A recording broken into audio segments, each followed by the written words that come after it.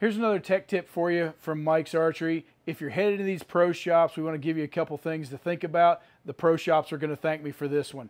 If you're headed in there to look at new bows and you're wanting to shoot them, don't just grab them off the rack and pull them back with your fingers. These high let-off bows these days will roll off the cams very easily, and if you're pulling it back with your fingers and torque it wrong, you're going to blow this bow up in your hand. So that's number one. Don't pull it back with your fingers. Number two, if you're shooting your bow at any point in time and you do want to draw it back, the last thing we want is a dry fire. So always put an arrow in a bow as you're drawing it back. So grab an arrow anytime, whether you're at home, after you've made your purchase, or if you're still at the shop, always put an arrow in your bow before you draw it back. That way, if you do screw something up and you do fire the bow, there's an arrow there.